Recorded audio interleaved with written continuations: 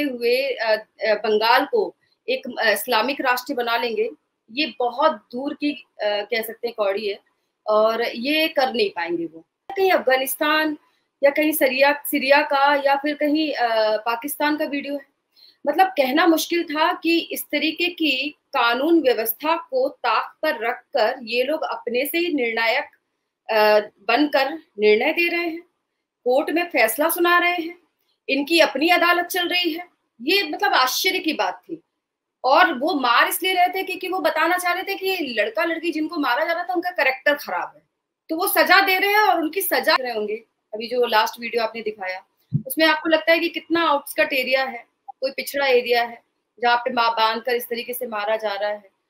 तो ऐसे लोगों को क्या आप बता सकते हैं कि एनआरसी में क्या प्रावधान है उनके अंदर? नमस्कार दोस्तों, मैं अंबर जैदी और एक बार फिर से आप सबका बहुत स्वागत है हमारे आज के खास कार्यक्रम में। और आज हमारे साथ मौजूद हैं माधवी अग्रवाल जी और पॉलिटिकल एनालिस्ट हैं और इनसे हम एक खास मुद्दे पर बात करेंगे। माधवी जी, बहुत बहुत स्वागत है आपका। नमस्कार, जय हिंद। जय हिंद।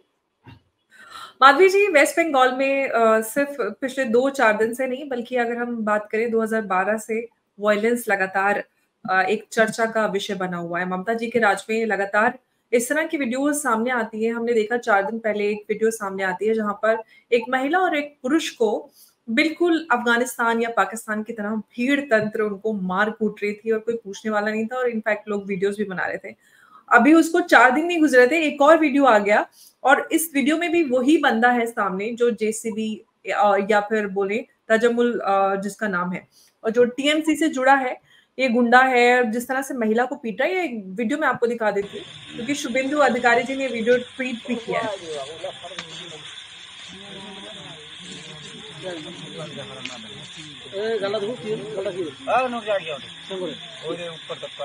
मासा कमाया मासा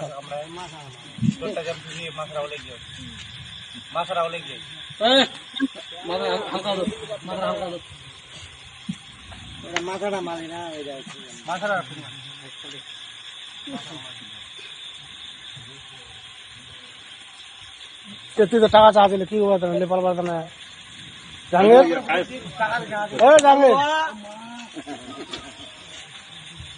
জাহাঙ্গীর টাকা লালে কি বলো তো নাই এই গাড়ি খান সেকেন্ড হ্যান্ড গাড়ি খান তুই তো খাইলে খান গাড়ি বেচি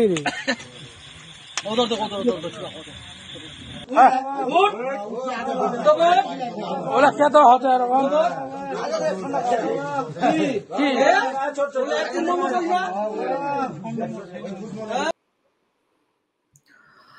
माधवी जी, ये वीडियो आपने देखी, देश भर ने देखी और लगातार इस तरह की वीडियोस वेस्ट बंगाल से एक के बाद एक सामने आ रही हैं और ये पिछले कुछ हफ्तों में नहीं बल्कि सालों से इस तरह की घटनाएं सामने आ रही हैं।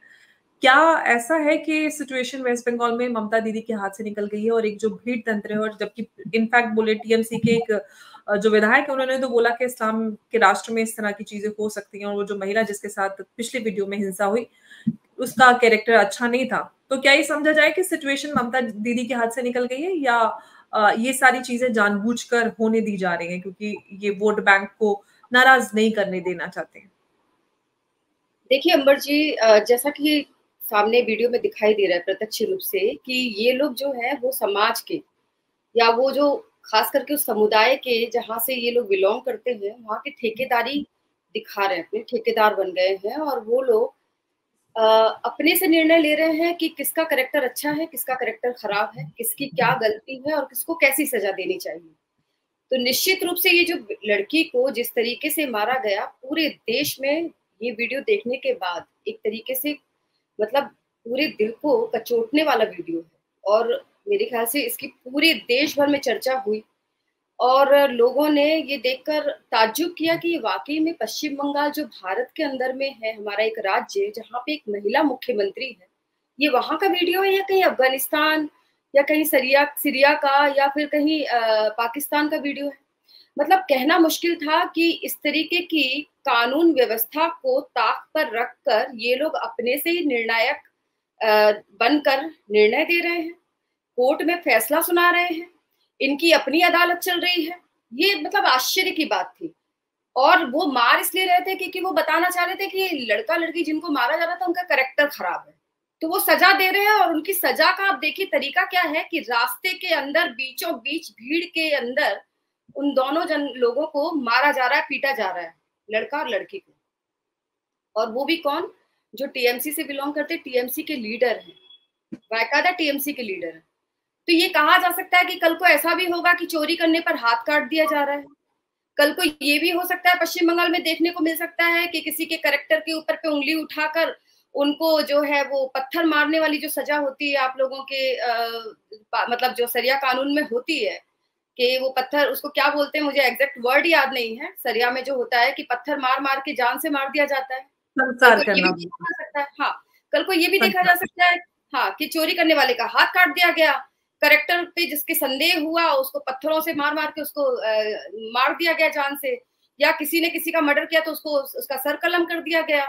तो मेरे कहने का मतलब है कि आज पश्चिम बंगाल में अगर एक के बाद एक इस तरीके के वीडियो आ रहे हैं जहां टीएमसी के लीडर, टीएमसी के नेता अपने आप में जज बनकर लोगों को फैसला सुना रहे हैं, लोगों को सजा दे रहे हैं, पूरे समाज और पूरे बंगाल को बदलने का ठेका ले लिया इन लोगों ने, तो ये बहुत सोचने का विषय है। हमारे देश में सबके लिए कानून एक बराबर है, और अगर किसी तरीके का कोई मामला होता है तो कानून बना हुआ है कि उसकी सजा दी जा सके, उस पर आगे बात की जा सके, एविडेंस होते हैं। लेकिन किसी महिला पुरुष को अपने से ही कैरेक्टर सर्टिफिकेट देकर और उनको रास्ते में नंगा करके मारना, पीटना, पहले आपने तो देखा होगा कि इतने सालों तक यहाँ पर इलेक्शन में जिस तरीके से इलेक्शन के पहले और इलेक्शन के बाद मतलब पोस्ट, हाँ, जैसा कि आपने देखा है कि पश्चिम बंगाल में सालों से चुनाव के पहले और चुनाव के बाद में हिंसा होती है, लोगों को मारा जाता है, पीटा जाता है, सजा दी जाती है बाकायदा चुन चुन कर कि आप बीजेपी के साथ में जो मतलब बीजेपी के साथ में जुड़कर राजनीति क्यों कर रहे हैं। एक लोकतांत्रिक देश में हर व्यक्ति को हर अपनी पार्टी, अपनी आइडियोलॉजी चुनने का पूरा अधिकार है। लेकिन पश्चिम बंगाल में अगर कोई भाजपा कर रहा है तो कांग्रेस का तो मैंने आज तक नहीं देखा कि कांग्रेस के लोगों को मारा गया या सीपीएम के लोगों को मारा गया। हालांकि कांग्रेस के लीडर ने इस पर जरूर से संज्ञान लेते हुए कहा कि उनके भी लोगों को मारा पीटा गया है, लेकिन भाजपा के आज तक इतने सारे लोग मारे गए हैं, इतने कार्यकर्ताओं को इन लोगों ने बेरहमी से पीटा है, महिलाओं के बाल पकड़ पकड़ के उन्हें घसीट कर मारा है। पंचायत इलेक्शन के बाद में यहाँ पर जिन्होंने नामांकन किया उनको पीटा गया है। 6-6 महीने लोग घर छोड़ छोड़कर, अपनी जगह छोड़ छोड़कर बाहर शरण लेते हैं। तो ये पश्चिम बंगाल की आज स्थिति हो चुकी है। तो ये जो वीडियो देख रहे हैं आपने, पहले राजनीतिक हिंसा होती रही है इतने सालों तक, जिस पर हम लोग हमेशा चर्चा करते रहे और पूरे देश भर की मीडिया ने इसको कवरेज भी किया है। लेकिन अब नया इनकी हिम्मत इतनी बढ़ चुकी है कि अब ये लोग ठेकेदारी समाज की करने लगे हैं और कैरेक्टर सर्टिफिकेट बांटकर लोगों को एट द मोमेंट अपना जो है वो जजमेंट भी दे रहे हैं, सजा भी दे रहे हैं, खुलेआम मार रहे हैं, पीट रहे हैं। तो बहुत बड़ी बात नहीं होगी कि आने वाले समय में सरिया कानून जो आप लोगों का सरिया लॉ जो होता है इस्लाम में, वो भी शुरू हो जाए, क्योंकि ये दोनों ही जो वीडियो आए हैं ये एक खास समुदाय से जुड़े हुए लोगों के हैं और उन्हीं के समुदाय की महिलाएं हैं जिनको पीटा जा रहा है। और सबसे बड़ी बात है कि आपने देखा होगा जो 4 दिन पहले वीडियो आया था जिसमें रास्ते में एकदम भीड़ जमा हुई थी और घेरा बनाया हुआ था, उसमें जो पहनावा था वो बता रहा था कि वो माइनॉरिटी से बिलोंग करती हुई महिलाओं के जो है वो लोग खड़े हुए हैं और उनके सामने औरतों को मारा जा रहा है और वो बर्दाश्त कर रहे हैं। पूरी भीड़ बीच में आके किसी ने रोकने की कोशिश की, लेकिन जब बहुत ज्यादा मारपीट हो गई तब रोकने की कोशिश की, लेकिन उसके पहले तक वो लोग उनको मारता हुआ देख रहे हैं, क्योंकि कहीं ना कहीं उनकी भी रजामंदी थी, इसमें उनकी भी सहमति थी कि आप इनको सजा दें। उन्होंने वो अधिकार उस व्यक्ति को दिया था कि आप इनको पीटें रोड पर, इस महिला को आप पीटें रोड पर। तो ये सहमति जो है वो दिख रही थी, क्योंकि किसी ने विरोध नहीं किया, रोका खाली केवल ज्यादा मारने पर रोका कि कहीं मर ना जाए, माओ लिंचिंग का उनके ऊपर में केस दर्ज अगर हो गया तो ये आज पश्चिम बंगाल की स्थिति बन चुकी है। तो मुझे लगता है कि अगर इस तरीके के वीडियो अगर हमारे देश में पश्चिम बंगाल राज्य से आ रहे हैं जहां महिला एक मुख्यमंत्री है और महिलाओं के साथ इस तरीके का दुर्व्यवहार, इस तरीके का अपराध महिलाओं के साथ हो रहा है, तो ये बहुत बड़ी चिंता का विषय है। और इस पे एब्सोल्युटली। माधवी जी, मैं आपसे यहाँ पे एक सवाल करना चाहती हूँ कि हमने देखा है कि वेस्ट बंगाल में हिंसा आज से ही दशकों से हो रही है, और इस तरह की वीडियो आना ये इस बात का संकेत है कि घटनाएं या इस तरह की जो वारदातें हैं या इस तरह की जो चीजें हैं वो ग्राउंड पे बहुत बड़े लेवल पर हो रही हैं। सवाल मैं आपसे ये करना चाहती हूँ, क्योंकि आप भारतीय जनता पार्टी से भी जुड़ी हुई हैं, आखिर इतने लंबे समय से, और ये जो एक इस्लामिक राष्ट्र बनाने का जो सपना है, ये अब तो खुलकर आ गया। टीएमसी के विधायक ने भी कहा कि इस्लामिक राष्ट्र में इस तरह की चीजें होती हैं, जायज हैं, हम कर सकते हैं, सजा दे सकता है। बीजेपी बैकफुट पे क्यों नजर आ रही, चाहे बीजेपी सपोर्टर हो, बीजेपी कार्यकर्ता हो, बीजेपी वोटर हो, पोस्ट पोल वायलेंस हो या फिर आमतौर पे हिंसा हो, इतने बड़े स्तर पर हिंसा होती है, बीजेपी बैकफुट पर क्यों नजर आ रही है ममता दीदी के इस जंगल राज में? बिल्कुल नहीं जयदी जी, बीजेपी कहीं से भी बैकफुट पर नहीं है। आप देखिए, शुरू से बीजेपी जैसे ही लड़ाई में आई और पश्चिम बंगाल में विपक्षी पार्टी बनी, उसके बाद से लेकर आज तक भारतीय जनता पार्टी ने हर उन मुद्दों पर आवाज उठाई जो इस पश्चिम बंगाल की जनता से जुड़े हुए मुद्दे। चाहे वो सबसे पहले आप शुरुआत करेंगे तो सबसे पहले पार्क स्ट्रीट का यहाँ पे जो कांड हुआ था, उसमें भी भारतीय जनता पार्टी ने प्रदर्शन किया था, न्याय की मांग की थी। दूसरा इंसिडेंट आया था जब इन्होंने जो है इमाम भत्ता शुरू किया था, उसके लिए भारतीय जनता पार्टी ने मांग की थी कि इमाम भत्ता आप नहीं दे सकते हैं, एक खास समुदाय को पैम्पर नहीं कर सकते हैं। फिर उसके बाद में जब दुर्गा पूजा विसर्जन की बात आई, तब भी भारतीय जनता पार्टी ने उसका घोर विरोध किया। तो मैं कह सकती हूँ कि यहाँ जिस तरीके की पश्चिम बंगाल में ममता बनर्जी राजनीति कर रही है, उसमें आज कई सारे ऐसे मुद्दे आए जिसमें भारतीय जनता पार्टी ने अगर संघर्ष नहीं किया होता, अगर आवाज नहीं उठाई होती और जनसाधारण लोगों के साथ जुड़कर काम नहीं किया होता, तो शायद आज पश्चिम बंगाल का प्रारूप जो है वो कुछ और ही देखने के लिए मिलता। तो ये कहना कि पश्चिम बंगाल में भारतीय जनता पार्टी बैकफुट पर है, ये बिल्कुल भी नहीं है। पश्चिम बंगाल में भारतीय जनता पार्टी संघर्ष कर रही है, हर मुद्दे पर अपनी आवाज उठा रही है। हर मुद्दे पे जहाँ पे जो जनसाधारण का मुद्दा है, जहाँ पर जो एक माइनॉरिटी के साथ में ये मिलकर एक अलग तरीके की राजनीति करना चाहते हैं, तुष्टीकरण की राजनीति करना चाहते हैं, उसको कभी भी भारतीय जनता पार्टी ने फ्री होकर कुछ भी करने के लिए इनको रास्ते कभी नहीं दिए। तो बैकफुट पर बिल्कुल नहीं है। आज अगर आप ये कहें कि मतलब जो छठ पर ममता बनर्जी ने छुट्टी का अनाउंसमेंट किया, तो वो भी एक तरीके से भारतीय जनता पार्टी का डर ही था कि वो कहीं ना कहीं जो उन्होंने आज तक हिजाब पहनकर प्रार्थना करने से लेकर और जो जितने यहाँ पे माइनॉरिटी को जो सपोर्ट करने को लेकर इन्होंने जो एक तुष्टीकरण की राजनीति की थी, उस पर उन्होंने एक कहीं ना कहीं उसको संशोधित करने के लिए छठ की छुट्टी का जो है वो ऐलान किया। तो ये डर है, बीजेपी का ही डर है। लेकिन क्या कहते हैं ना कि व्यक्ति का जो नेचर होता है, व्यक्ति की जो आंतरिक जो भावना होती है, वो छुपाए छिपती नहीं है। इसीलिए रामनवमी के दिन को उन्होंने कहीं ना कहीं हिंसा से भी जोड़ दिया था। विगत दिनों में उन्होंने मंच पर से भी कहा कि रामनवमी जो है वो इन लोगों की हिंसा करने वाला दिन है। तो मैं ये कहूंगी कि ये भारतीय जनता पार्टी का संघर्ष है लगातार। आज हमारे भारतीय जनता पार्टी के बहुत सारे कार्यकर्ता जो मारे गए, जिनको बहुत आहत होना पड़ा, जिनके घर परिवार पर राजनीतिक हिंसा का असर पहुंचा, जिनके व्यवसाय, जिनके रोजगार पर बहुत ज्यादा प्रभाव पड़ा, क्योंकि ये लोग चुन चुन के भारतीय जनता पार्टी के काडरों पर जो है वो प्रहार करते हैं। देख लेते हैं कि कौन भारतीय जनता पार्टी से जुड़ा है, उनको डराने धमकाने से लेके उनके जो रोजी रोटी है उसको भी छीनने का कार्य करते हैं ये लोग। लेकिन बावजूद आप देखिए कि भारतीय जनता पार्टी का ग्राफ पश्चिम बंगाल में बढ़ा ही है, और यही कारण है कि आज जो मनमानी इनकी चलती आ रही थी या जो कर सकती थी मनमानी, उस पर बहुत हद तक भारतीय जनता पार्टी ने रोकथाम लगाने की कोशिश की है। और यही कारण है कि जो अगर भारतीय जनता पार्टी यहाँ विपक्षी पार्टी नहीं होती, तो मेरे ख्याल से आज पश्चिम बंगाल का जो एक रूप है वो कुछ और ही देखने को मिलता।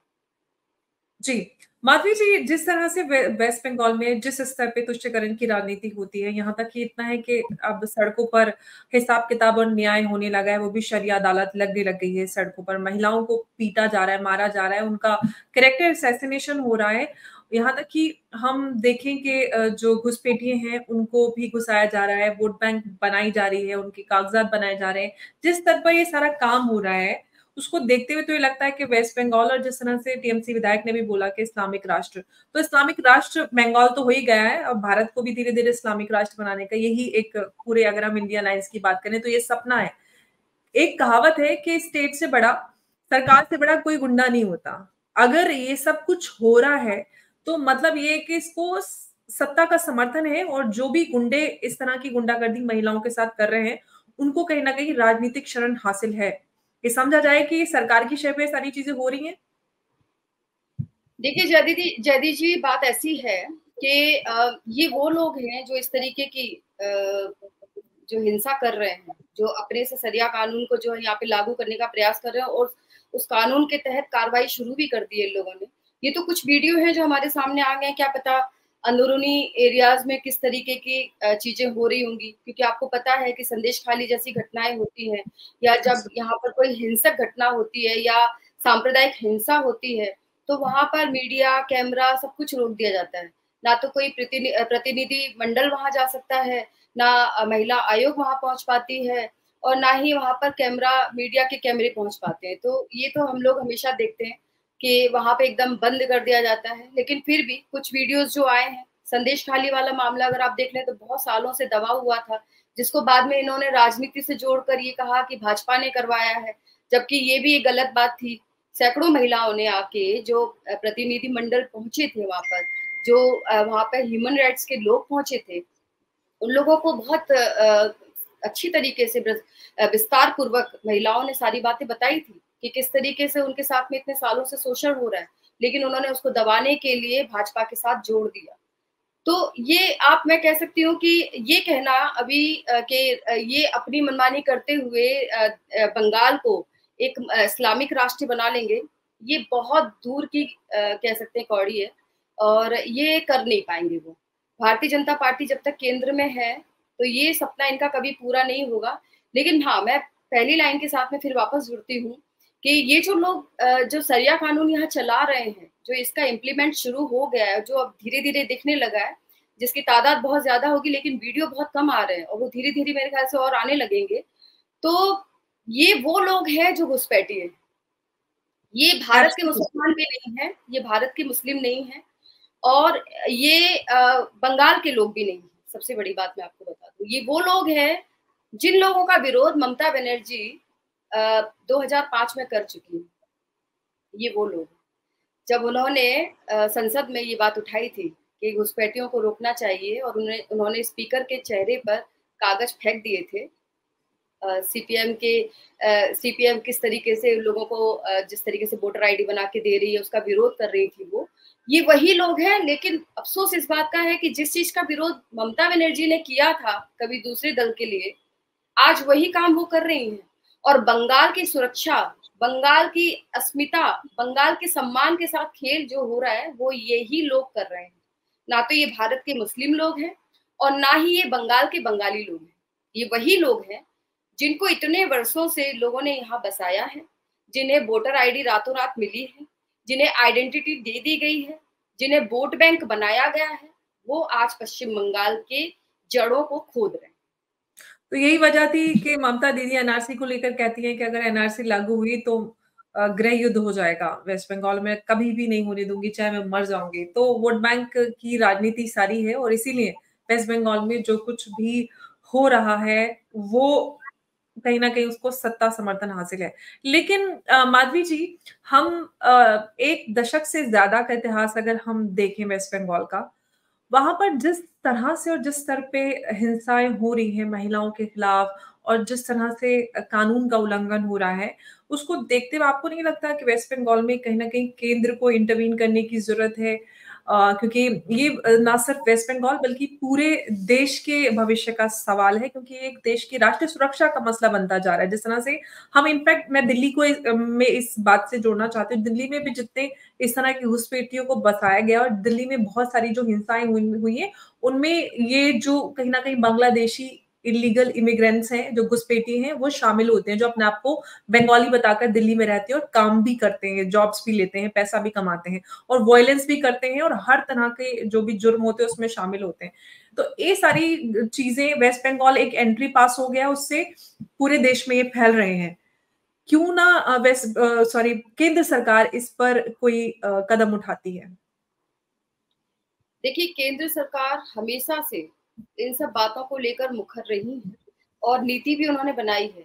अब आप ये बताइए कि एनआरसी लागू हो जाएगा, उसके ऊपर ये कह देना कि गृह युद्ध लग जाएगा, इस तरीके के उत्तेजक भाषण तो किसी भी मुख्यमंत्री को देना नहीं चाहिए। इनफैक्ट अगर किसी तरीके की संभावना लगती है तो उनको एक क्योंकि वो राज्य की मुखिया हैं, तो वो कभी कोई भी परिवार का जो मुखिया होगा वो क्या चाहेगा कि बंगाल के अंदर या उनके राज्य के अंदर या उनके घर के अंदर में किसी तरीके का उपद्रव हो, किसी तरीके की अराजकता फैले? कोई भी नहीं चाहेगा जो अपने घर से, अपने देश से, अपने समाज से, अपने राज्य से प्रेम करता होगा।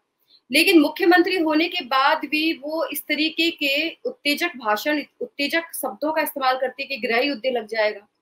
अरे भाई, सबसे बड़ी बात है कि आप लोगों को बरगला क्यों रहे हैं? केवल इसलिए क्योंकि आपको वोट बैंक चाहिए, आपको उन लोगों का सपोर्ट चाहिए। इसके लिए आप जो एनआरसी के ऊपर में जो एनआरसी जो है वास्तव में उसके प्रारूप को पूरी तरीके से आपने बदल दिया लोगों तक, क्योंकि आपको पता है कि इस तरीके के लोग बहुत ज्यादा पढ़े लिखे होते नहीं है।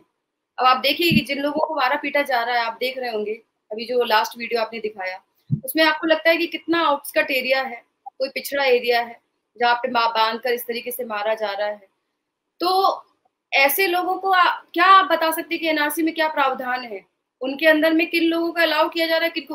मुस्लिम की तो कोई बात ही नहीं की गई है उसमें। आप बताइए कि माइनॉरिटी की कोई बात नहीं की गई, उसमें दूसरे जो हमारे दूसरे धर्म है उनकी बात की गई है। लेकिन कहीं भी ये लिखा नहीं है कि मुस्लिमों को देश से निकाला जाएगा या देश में उनके साथ में किसी तरीके का कोई अनादर होगा या उनके कोई नैतिक अधिकार छीने जाएंगे। कोई फंडामेंटल राइट्स उनसे कुछ नहीं लेने वाले। लेकिन बावजूद एक मुख्यमंत्री होने के बाद भी आप एनआरसी को नहीं लागू होंगे और चिल्ला के बोलती है हमें लागू होते देवो ना, हमें एखाने एनआरसी आस्ते देवो ना। तो इस तरीके के उत्तेजक भाषण जो है वही बताते हैं कि आप कहीं ना कहीं एक तुष्टीकरण की राजनीति को करने में इतनी लिप्त हो गई हैं कि आप ये भूल जा रही हैं कि हमारे देश के लिए और हमारे देश के बाकी जो माइनॉरिटी लोग जो धर्म है जो बाकी, उनको कितना जरूरी है इस कानून के लिए, कानून का, कि ताकि वो अपनी आत्मरक्षा कर सकें, अपने आत्मसम्मान की रक्षा कर सकें। जिन्हें दूसरे देशों से प्रताड़ना मिली है उनको आप संरक्षण देने की जगह आपके पास जो ऑलरेडी पैम्पर है, जो गोद में बैठे हुए हैं, उनको आप और एक लड्डू खिला देने की कोशिश कर रही हैं। तो ये पश्चिम बंगाल के आने वाले समय के लिए बहुत जो है घातक हो सकता है। और मुझे लगता है कि केवल वर्तमान की राजनीति और वर्तमान के फायदे के लिए आपको अपने देश का, अपने समाज का, अपने राज्य का भविष्य बिगाड़ना नहीं चाहिए।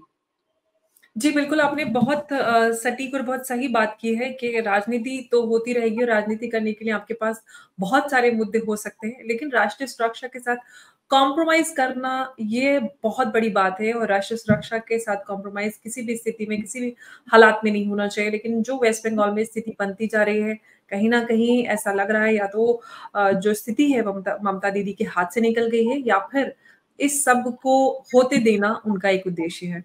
माधवी जी, बहुत बहुत धन्यवाद आपका, आप हमारे साथ इस अहम चर्चा में जुड़ी, क्योंकि आज जो स्थिति वेस्ट बंगाल में बनी हुई है उस पर चर्चा करना और उन सारी चीजों को कॉल आउट करना बहुत ज्यादा आवश्यक है। बहुत बहुत धन्यवाद आपका। नमस्कार, जय हिंद, जय भारत। जय हिंद।